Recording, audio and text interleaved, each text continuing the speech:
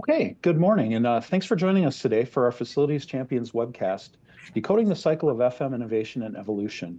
I'm Dave Lubach, Executive Editor of the Facilities Market, and today we're going to celebrate our 2024 Facility Champions in what should be an interesting look at the state of FM today and where our leaders expect it to evolve to in the future. We have 4 of our 8 2024 Facility Champions with us today to discuss their personal journeys and also their thoughts on the industry as it evolves. Leading our conversation today will be our moderator, Associate Editor McKenna Morales. And we also have the Q&A portion of Zoom here activated. So if you have a question or a thought that comes up during our hour conversation, feel free to submit a question or a thought, and we will try to get that response for you or an answer for that. So with all those introductions out of the way, I'm going to hand the floor over to McKenna. McKenna, it's all you. Thank you, Dave. Hey, everyone. Like you said, my name is McKenna Morales, and I am the Associate Editor for the Facilities Group, which hosts FacilitiesNet, Building Operating Management, and Facilities Maintenance Decisions. I'm so happy to be with you all here today because I am joined by our Facility Champions. Woo, woo!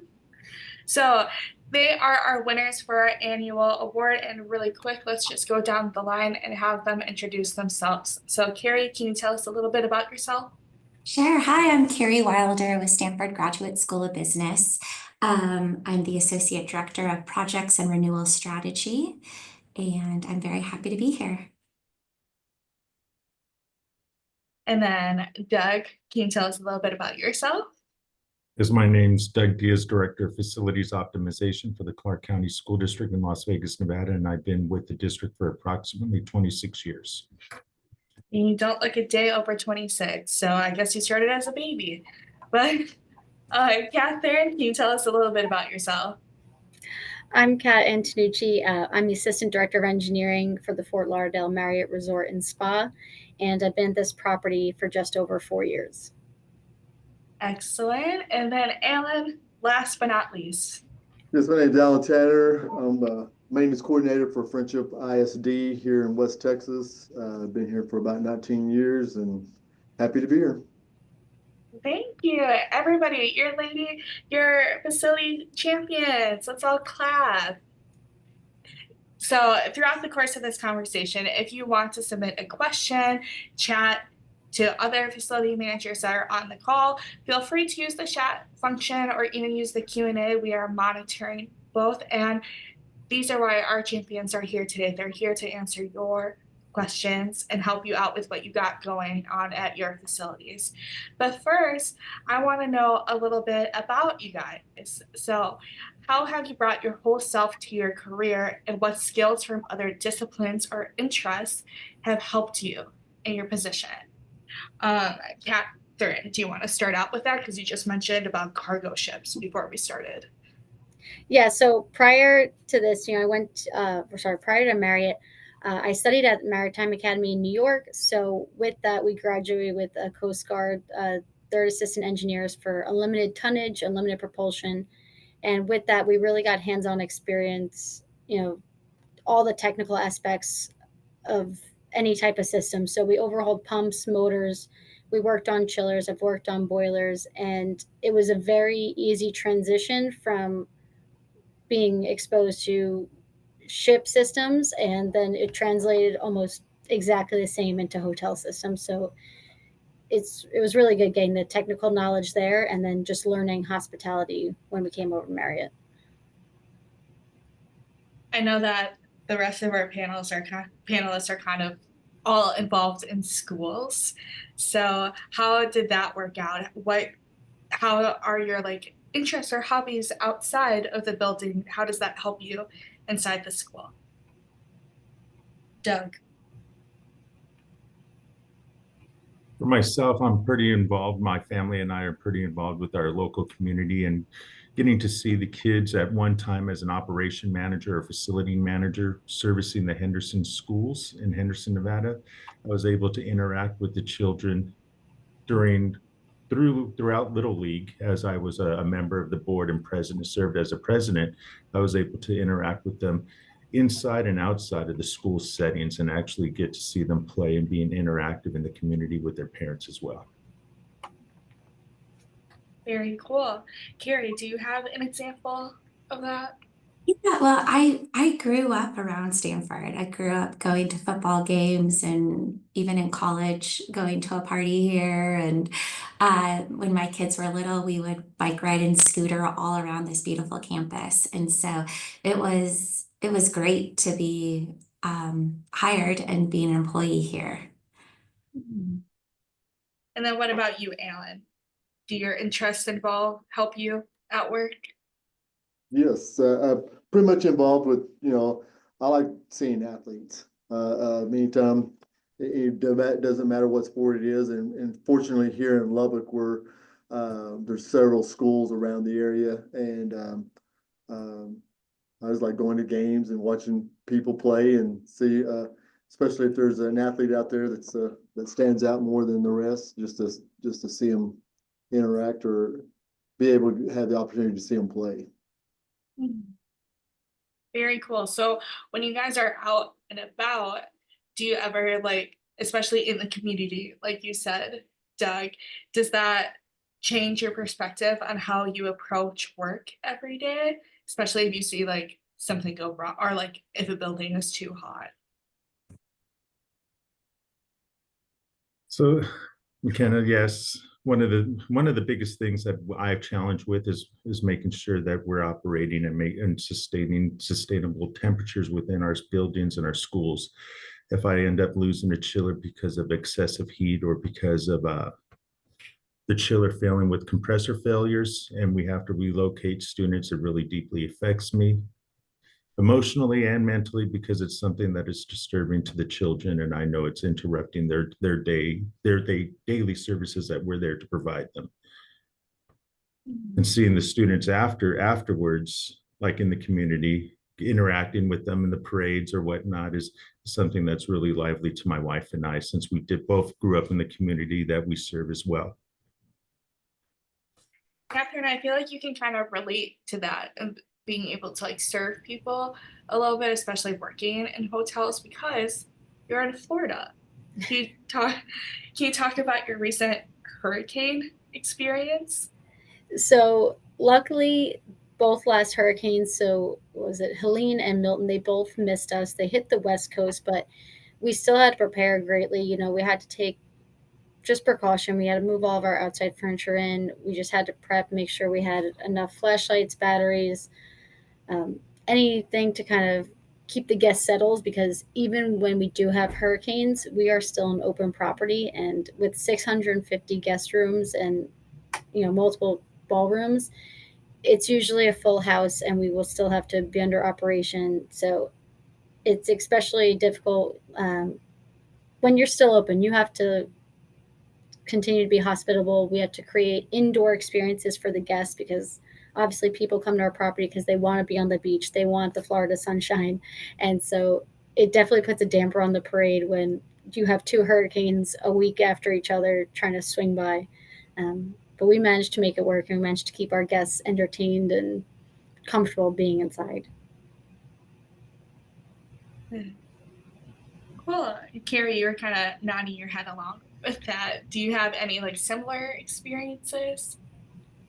Thankfully, no, but we do lots of drills. There are evacuation drills and fire drills. We're constantly practicing. And our hope is just if we continue to practice and disaster won't strike. Very cool. What about you, Alan? Because I know that Texas has a range of like weather. Yeah, if you don't like the weather, just wait 30 minutes. They'll change for you. Whether it's a hooboo, raining, snowing.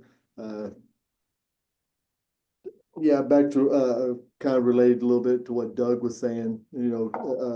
When you're going out amongst or going out somewhere, going to a game, going to another school districts or gyms, you can't help but notice, the how hot it is or how well things are painted. Or my wife said, just relax. I said, I am. I'm just enjoying seeing somebody else have issues too. But yeah, it's definitely you learn a lot by going to other school districts too, and just kind of seeing what their issues are, or anywhere you go, pretty much. Mhm. I know every time I go to a restaurant, I look up at the ceiling tiles like, oh, they've got a roof leak. Yep.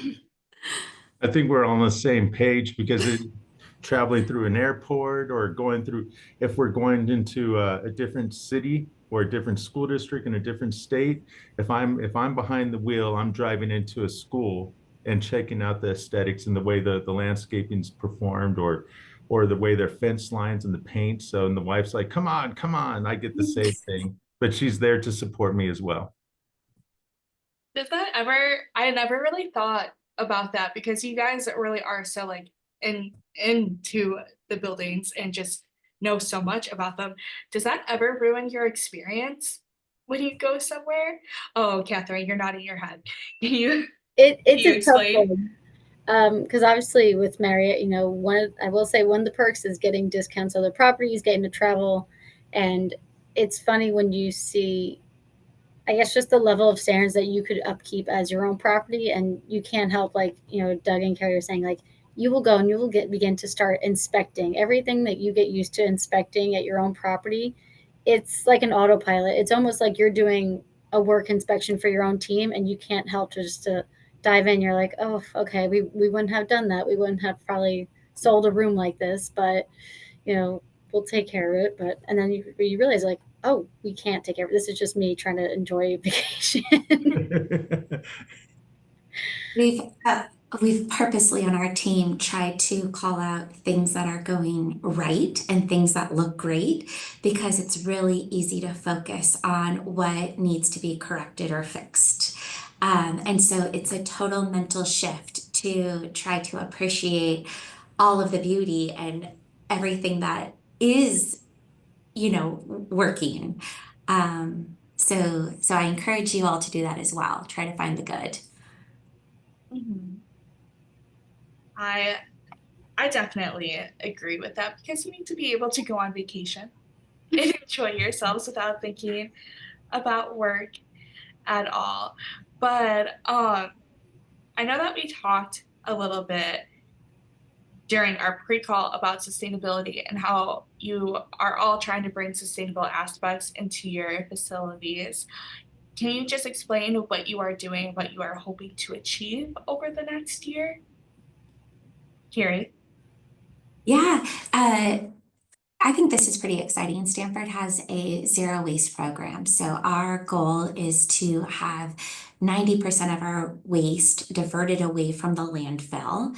Right now, I believe they're right around 70%, but GSB is at 80%. And their focus is just making sure that all three waste streams are available. So landfill, recycling, and compost. And um, and so we have gone through our campus, our complex, our office buildings, our resident rooms, and made sure that all three waste streams are available right next to each other. So that way you're not hunting for the recycle bin. It's right there. And then we're also doing a lot of LED conversions. We're making sure that our HVAC system has been optimized and that it's not running when it doesn't need to be. So we're really focused on sustainability. Very cool. And Doug, what about you? I know that you're doing a lot of sustainability as well.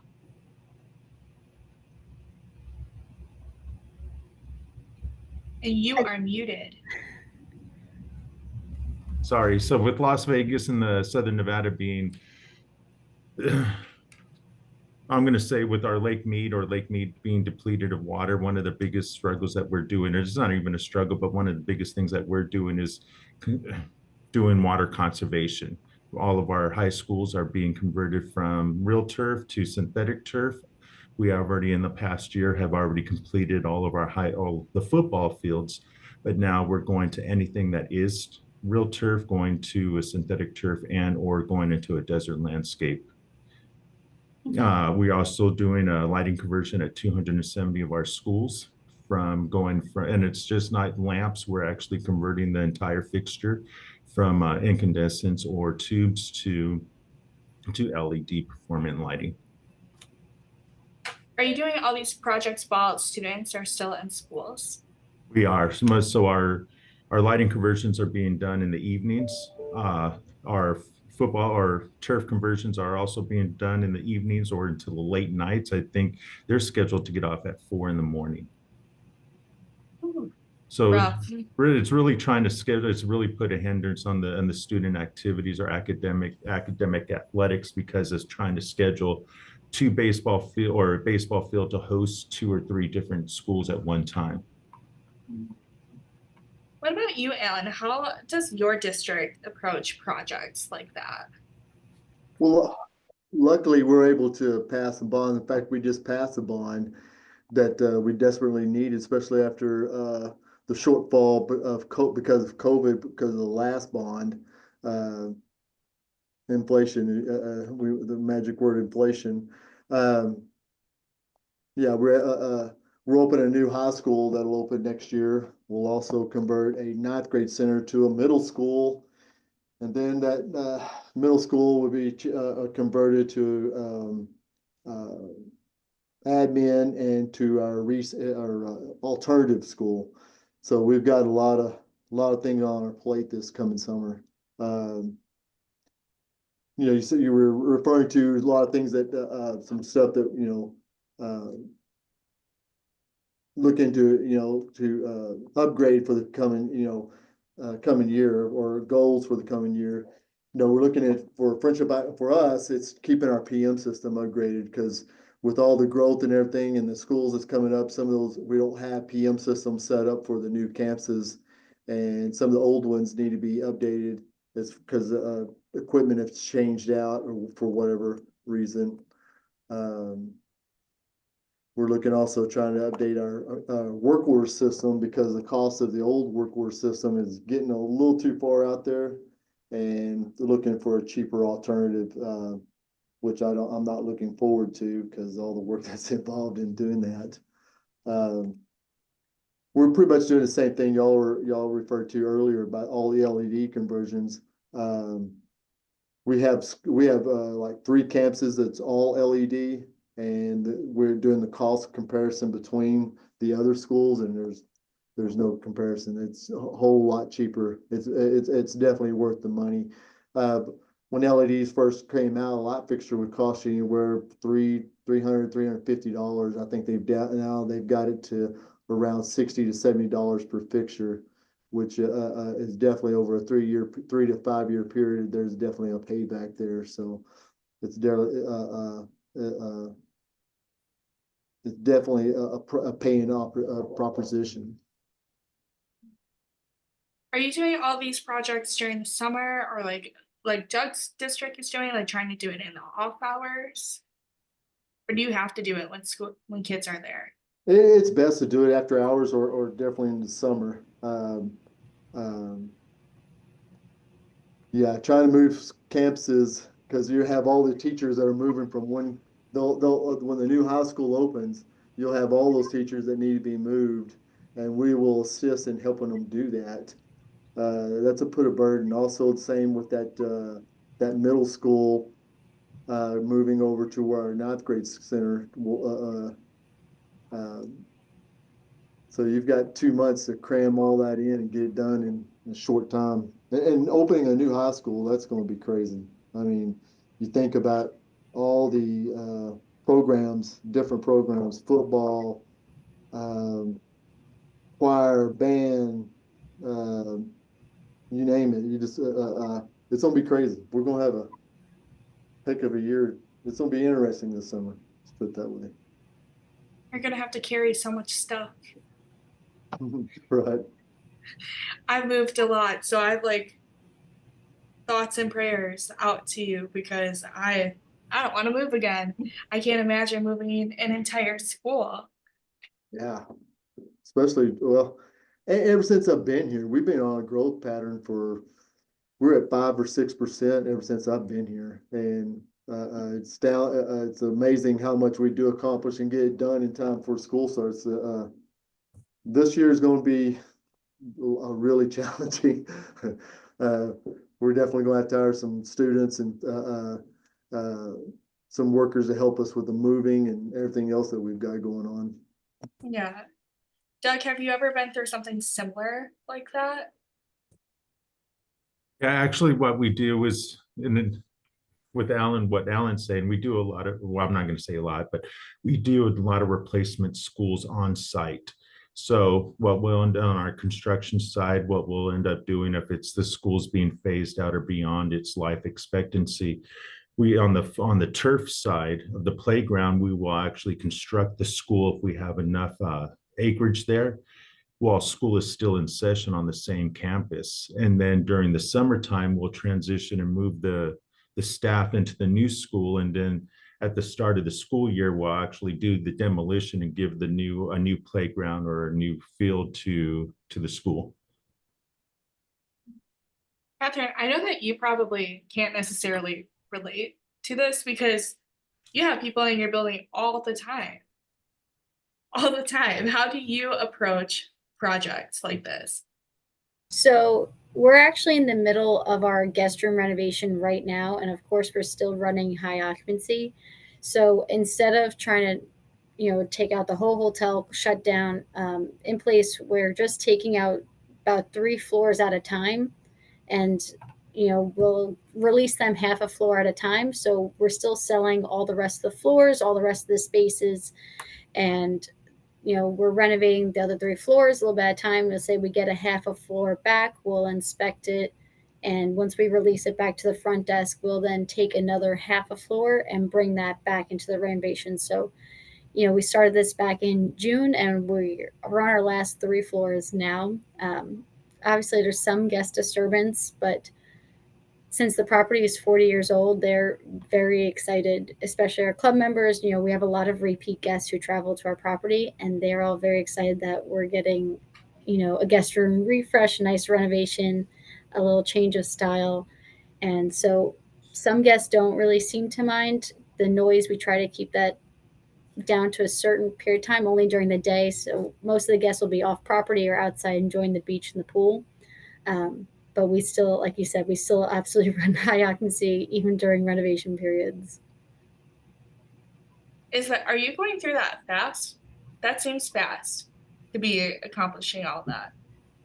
I will say this is my first guest room renovation, so this could be on par. Some, they could be doing floors at a time, but I think we're on track to get it done in a timely manner. But I'm sure I can wish it can go by a lot quicker so we can have a whole building back, but it's going. Well, I think it's fast. Carrie, what about you? I know that's different from like a college aspect as well. Well, we have 480 student and guest rooms. And so last summer we replaced the carpeting. And just like Catherine said, it was closing down sections of floors at a time. So that way that team could be in there making a huge mess. And then reopening for guests to check in on Sunday.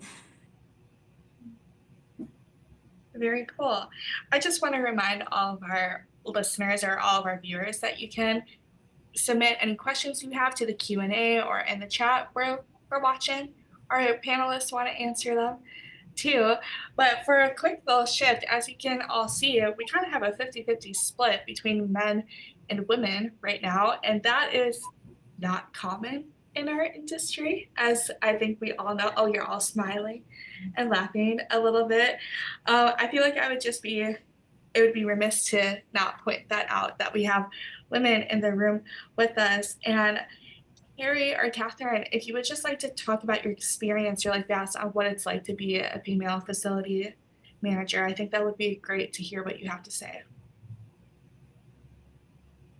But not all at once. I would say, Carrie, I don't know if you want to start.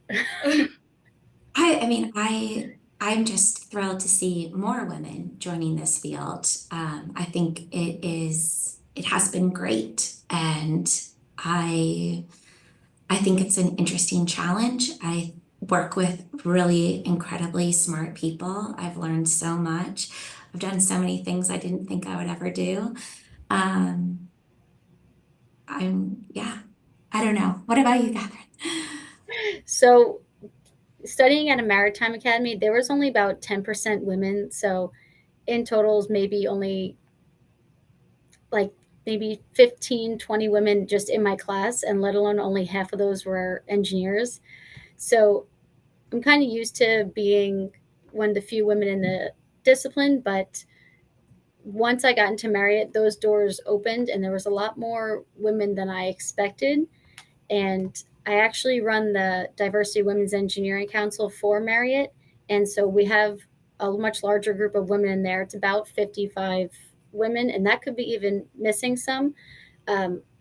But when you really take a bigger look, it's not pinpointing, oh, we're such a minority, we're such a minority. It's like, no, we have our own talents that we bring to the table. And at least me, I take it as an advantage, because if someone, takes me as an underdog, or they may not think I know, and it's always really good and a nice little kind of stick it to them that, yeah, I do know what I'm talking about. And I haven't had an issue with my teams. They don't have any issue with me being a woman. In fact, I think it makes them almost respect me more, that they know I'm serious about this, and that I do know what I'm talking about. They can come to me with help. And it's always good trying to go out and trying to recruit more women, because it's not about finding just a woman to just come in. It's like, hey, if you're qualified, yes, we would absolutely love to have you. And so it doesn't feel too odd when I've been doing this for a few years. We got a really good question from one of our audience members, and Jim asked, what are your secrets to recruiting top talent to your engineering and facilities team? And I know that we talked a little bit about this on our pre-call, and Alan, you said that you're looking at applications already. So what are you looking for? Experience. If they're out there, it's hard for just the applications that you're not getting, and trying to get any more. You could go to the newspaper and you post it in the newspaper. Now it's social media, it's LinkedIn, other platforms that you've got to get out there, because not everybody's on LinkedIn, not everybody's on Facebook, or no you and I guess here also Craigslist. I didn't think Craigslist was still, people would still use Craigslist now, but they do.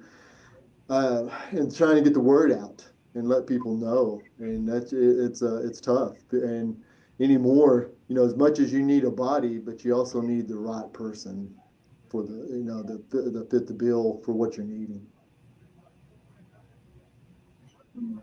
What about you, Doug? You just I can see what you said, but what are you doing to help recruit talent to the industry? So one of the things that we're doing is we're locally, I'm also a part of our what we call Nevada Professional Facility Managers Association. I sit on the board with that. And one of the things that we're trying to do is recruit from all the way from our junior and seniors in high school through CTA programs or career technical academy programs, trying to promote those junior and seniors that are in the construction field or maintenance field for learning, and adopt them into internships throughout their junior senior year and trying to retain them from thereafter. We're also working with our local community college for facility manager programs and trying to promote that whenever we could to pull those students into our talent pool. Is there, I know, Alan, you mentioned experience, but what else is there anything else to, you guys Cut out there. Can you repeat that? Is there anything else? What? Okay. I don't know what happened, but is there anything else that you're looking for besides experience? Like, are you willing to train on the job for people who are interested? I just read a study that said that more Gen Z are being fed trade jobs in their algorithm, and it's getting them interested in these types of positions. yeah, you have to anymore. I guess we're going to have to. Man, I've got a very talented crew. I really do. I mean, I'm really blessed with what we. If you ask anybody in our school district, the talent level that we have here, just I've been blessed by no means. Um, when I look at a job in someone application, you know, I look at the detail that they filled out that application because you'll have some. And if any of you have looked at applications, you see them. They just jot through it, and it doesn't really mean that they're not a bad employee or maybe their skill set ain't there to fill out that application. But I look for the details, what they filled out, and then I look at on their job application. I look at are they one that skips jobs, or they have a history when they land somewhere that they're they're calling it home or they're there because we're all creatures of habit and don't like change. Uh, some people do, I guess. But I try to. That's one of the things I look for is, okay, how long did you stay there? Because if I invest time and effort in you, are you going to stay or, um, you know, because Or are you gonna leave? it's time consuming, very time consuming. Job hopping does seem to be very common amongst younger people, especially people my age. They're leaving places because that seems to be the only way that they can get raises. And I don't necessarily agree that it's the best method because, like you said, that tends to be like a red flag for people on applications. Are there other red flags that you see on resumes that you think other people should be aware about?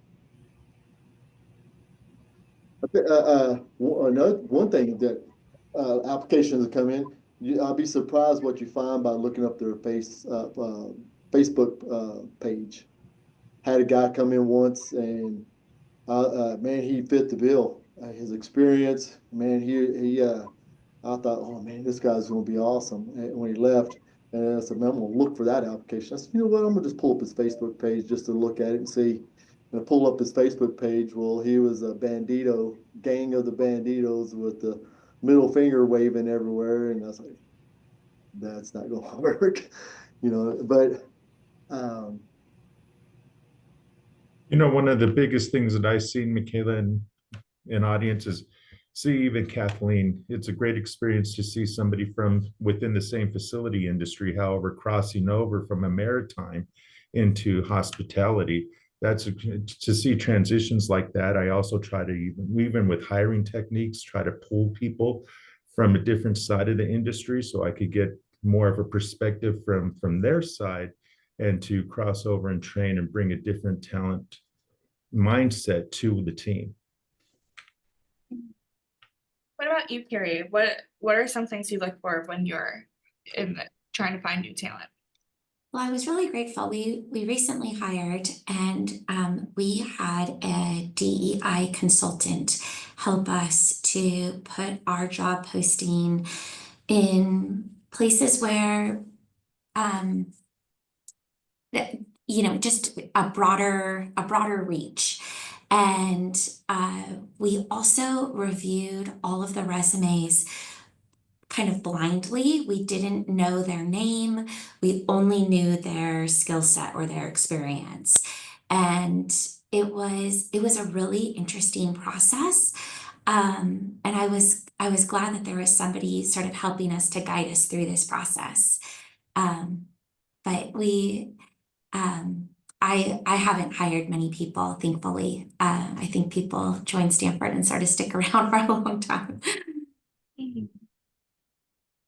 Catherine, is there anything that you have noticed, maybe just like with coworkers or their experiences? So hiring is part of my job duties, and I'm one person who, if there's a phone number on the application and I'm seeing all their experience, the first thing I'm going to call them up just so we can have a conversation. Because some people may just apply for your job just because it's open, they're just going to throw their name into the hat. Obviously there's no harm to that, but I need to make sure that you know what we're asking of you, what the job entails, and just start talking about their knowledge about electrical, about plumbing, um, about motors, chillers, see what they know. So let's see if I can find a place for them on our team. And Marriott is very big on also promoting within. So if I see that there's someone on my team that I can work and develop to be the position that I see that they can be. In fact, Mr. Marriott, he has like core values, and one of them is put people first. And he actually says, if you take care of your host will take care of the guests, and then you'll never have to worry about that. So if we take care of our hosts by giving them the extra training they'll need, or to get them to a stronger position, to create them a stronger associate, to become a better individual for your workplace. And if that's promoting them to a leader, to give them that more responsibility just so they can help take care of the guests in the building, that sometimes the best part is just promoting within, and you may not have to worry about taking a chance on an outside candidate. So we did get a question into an Avery asks, what do you wish vendors and contractors or distributors knew about your job or did differently? We need the proposal right away. Okay. Yeah, and can you expand on that a little bit?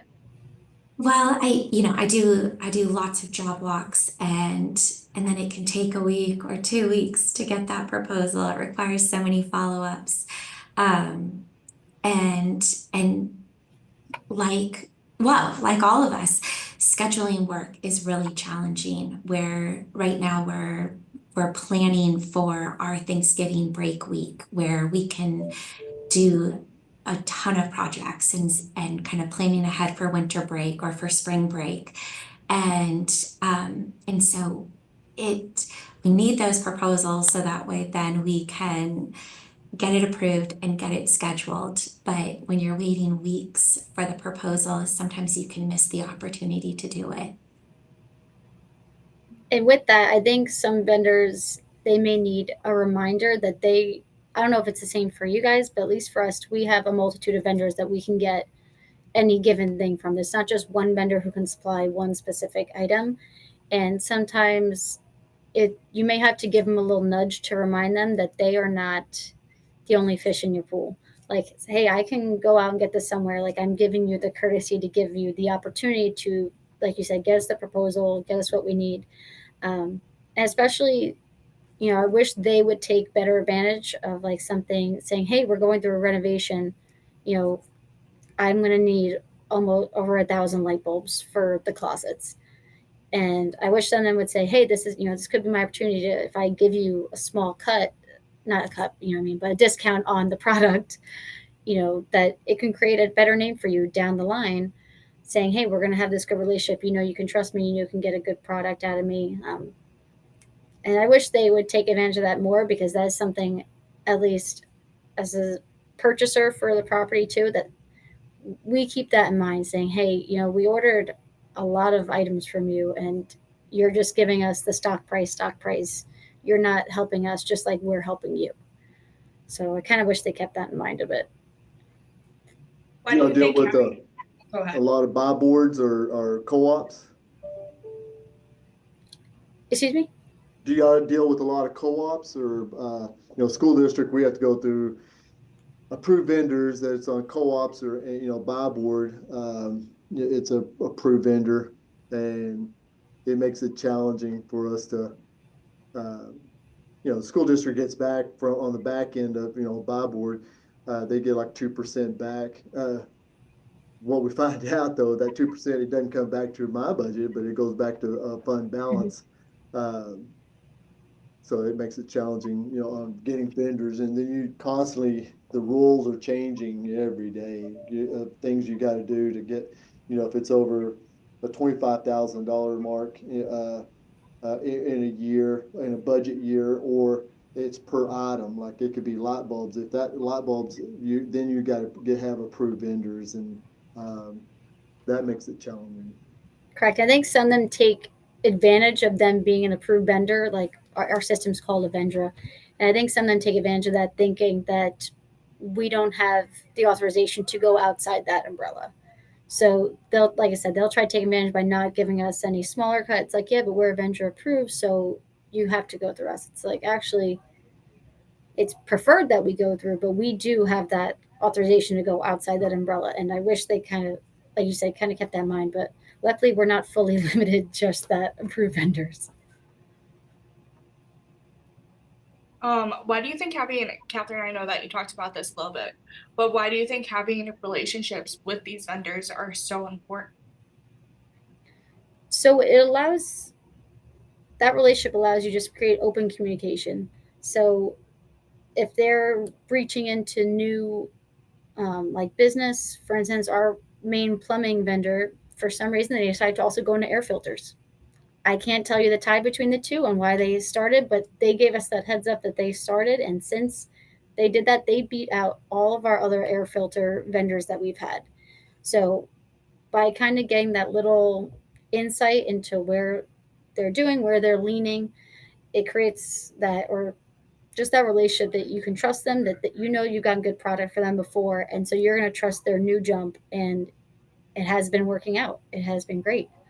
And there's other times where you can create the relationship saying, hey, I don't have a lot of time to meet you immediately in the office, but if there's something that I want to walk you to see if you can source for me. And they know their product better than anyone else. So sometimes it's great that when you have a relationship that they will take their time to come on property and do a walk with you to see what items they can help you with. That's also great that I don't think all vendors do.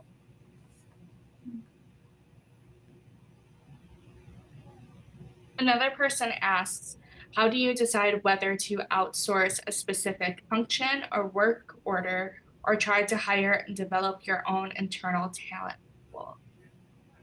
So maybe Doug, can you talk about that a little bit?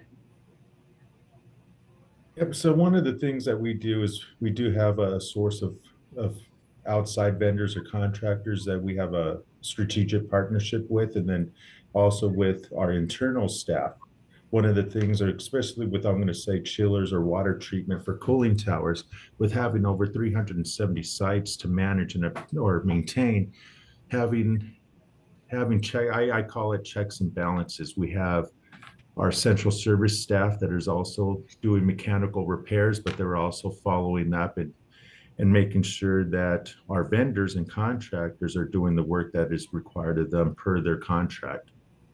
So in the return, those vendors, it's more eyes, those vendors and contractors, when they're following up on a site to do water treatment, they're also providing us with a list of work orders. Hey, can you create a work order for this blow or the blowout drain? It's just excessively running, or we have a chemical line that's blocked up. Without those eyes and ears from both sides of the aisle, we would be pretty blind.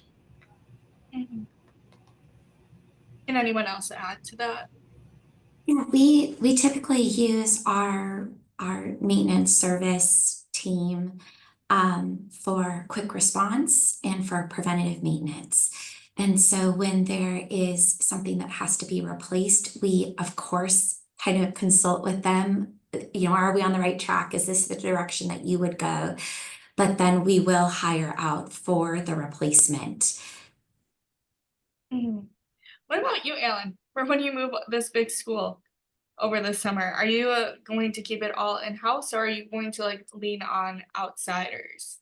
Not outsiders, but outside help. I think our bond manager will, one of our campuses that we're moving, I think they'll try to outsource it. But usually we try to do everything in-house. That's my first option. And then Lord behold, if you have to, you have to.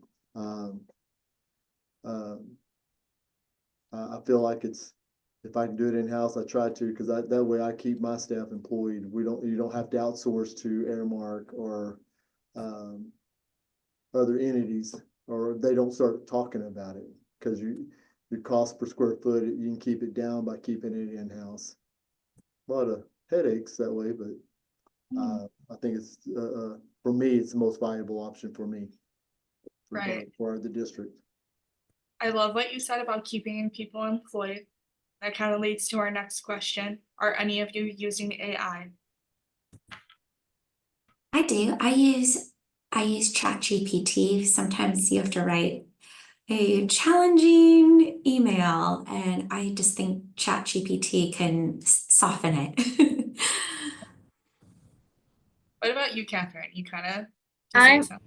I'm one of those people that, it's going to take me a bit to get used to AI and Chat GPT, but I definitely prefer everything coming from my tone of voice. And I think that can even sometimes, if it goes negatively, if someone may not like the way I verbalize something, but that can be a learning for me that I take it as on it can guide you on how to professionally speak. Um, Given I know, I'm fairly new, so 5 years still in this hospitality industry to compare to some people's 40 years that they've been with Marriott, or even in any professional industry, that I think learning that skill set of just professionally speaking is going to at least be a lot more trustworthy to me and just my personal brand that I probably would steer clear of Chat GPT and AI. I'd rather keep everything come from my tone of voice so that if people are seeing an email, they know that that was me taking my time to respond to something, that's truly me giving them an answer. And it adds a little more personable feeling to work. Is that the only thing you can think of AI being useful for? Is for like a professional side of thing and not so much operations? So I can see it being used for operations, like if someone may have a question and if something is capable for any certain program or system, um, that if you could ask it questions, but I think that also goes based on the user itself. Like I know I have some members on my team who are only used to their iPads that they have their work order system on. So sometimes I fear that adding too updated of some type of program or I don't think they could get the full potential of it, um, and use it to its true capability. Because don't get me wrong, I'm not saying it won't help anybody, um, but sometimes I just don't know if our team can fully embrace everything that it could bring to the table. Right. I think AI is really going to be beneficial and really kick off the edge on BMS systems, on our building management systems. That's where I really see it being beneficial for occupancies. It could be room occupancies inside a hospitality. It could be room occupancies within a school setting. If that machine knows that through the building automations network, when there's occupants in there versus non-occupants, can it already go ahead and just do a setback rollback mode to conserve energy so we're not pumping in cold air inside those rooms? It's 2 a.m., right? Like, Yeah. yes, agreed. And then going back into work order systems through CMMS systems, why I could see it being beneficial where it's already starting to route work orders as a dispatcher to going to different shops depending on the verbiage that's being applied to the work order. See, I think we're lucky that like the programs that at least Marriott has rolled down, so like our Transcendent and GXP systems, based on what calls came in, they can automatically dispatch on its own just based on a small, I'm going to call it a light code just for a lack of better wording. But it can automate dispatching there. But sometimes I would wonder in a case of emergency if people get too dependent on AI, that if you have an emergency at hand, I'm hope that people don't get too dependent on it, that they're going to have to say, wait, I need to ask Chat GPT. I need to look this up. Sometimes emergencies happen. You need to be right there. You're not going to have time to even, you're lucky you're going to have time to send a text saying, hey, something's wrong. What about you, Alan? Have you used AI at all in your operations? Not really, not at this point. In a small set, you do, and I guess we are using it on our energy management side. We use a system called Automated Logic.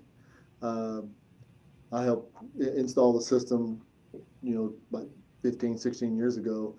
And you have a way, it'll look at your usage, your KW usage, and based on your load, it can get up to, when you get up to a certain KW, you can start load shedding on certain areas like your cafeterias, your hallways, kitchens, uh, different thing, of that nature.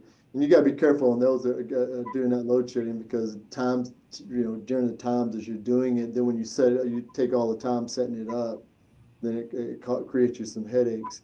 But yeah, you can, that's a part of AI, I guess, because even the energy management system looks at each particular building and see what the efficiency of that room is. And you can tell it when to come on, and it'll sit there and do it for you. So being that automated code, I'm sorry, I have a question for you now, Alan.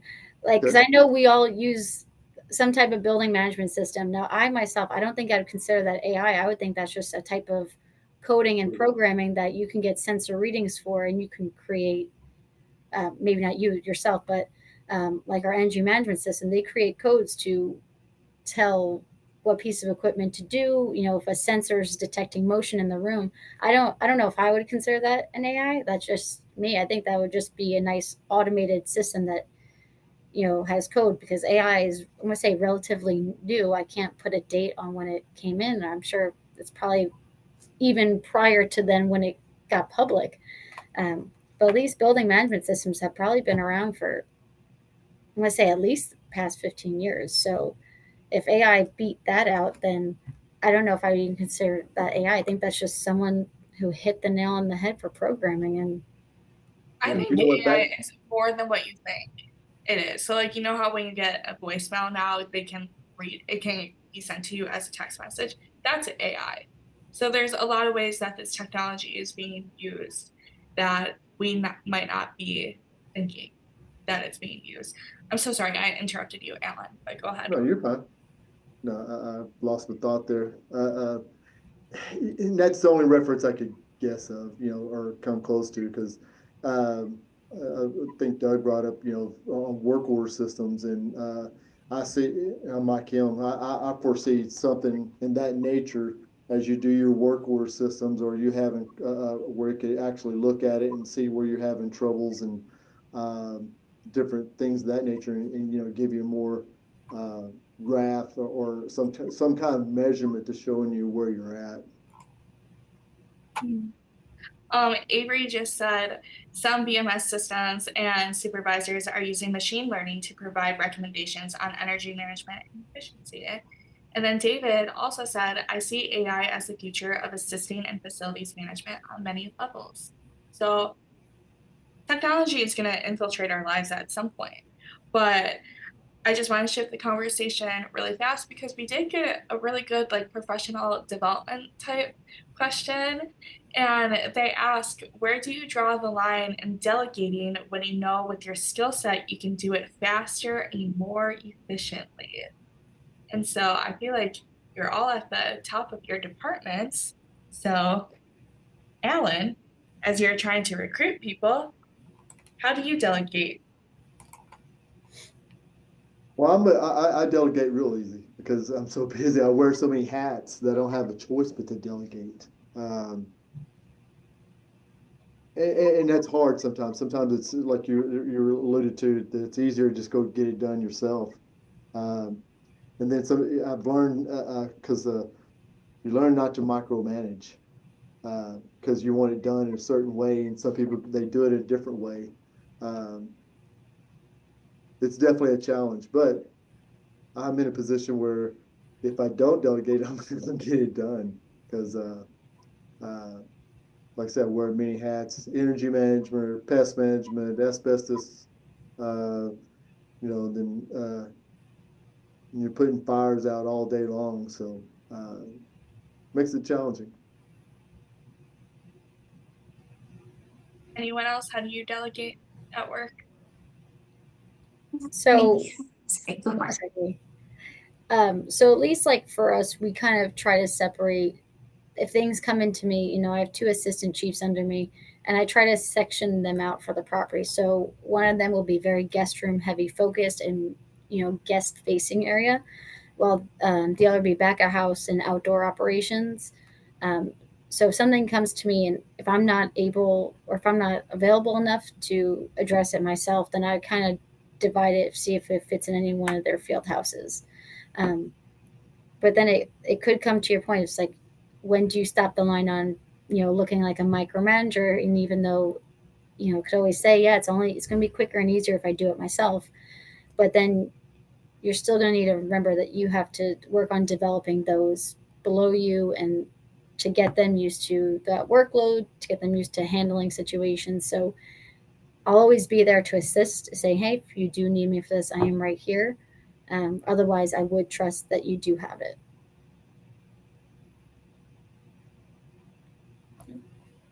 I was going to say the same. We have different responsibilities and different categories of responsibilities, and it's easy to assign it. And then, of course, just making sure that they know I'm always available. So one of the ways that I try to develop my staff is assigning work, but also making sure that even their subordinates are with them or attach the emails whenever I'm writing an email so they could see how we're all interacting and the level of progress. So if we do have one of my people that is like my BMS system operator or my chief who's overseeing my BMS system, he has 3-4 commissioning agents that are below him. But whenever I'm interacting with him, I'm always making sure that those commissioning officers are within CC, within the email, so they could see the correspondence and how we're operating, so they could develop their skill sets later on, so we could get them promoted to where they need to be.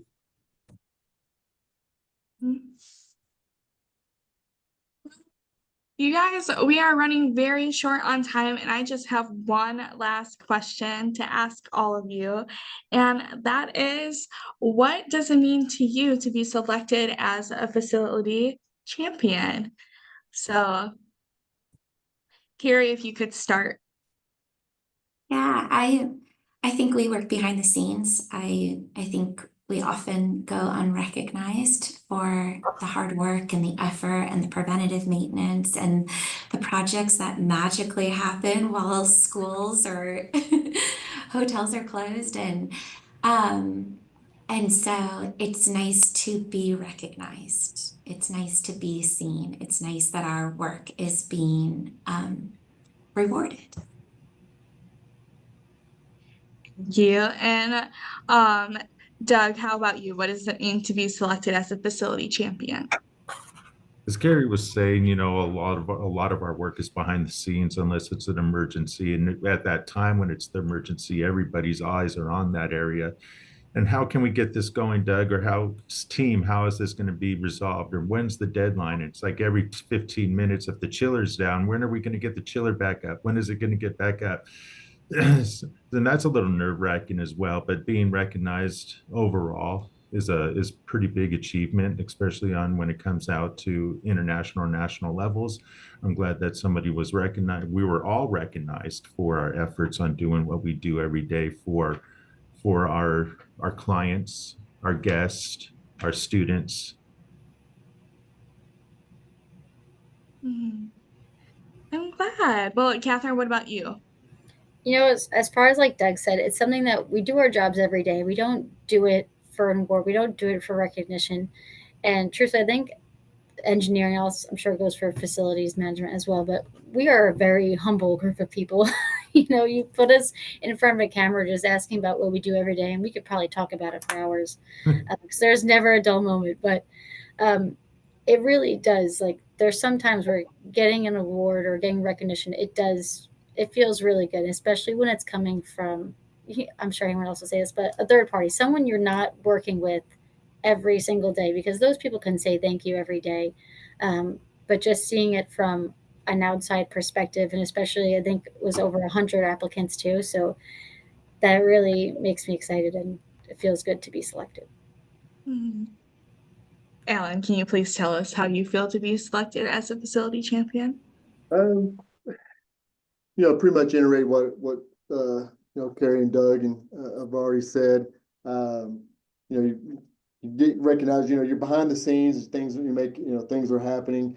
For me, it's also it put Friendship ISD on the map.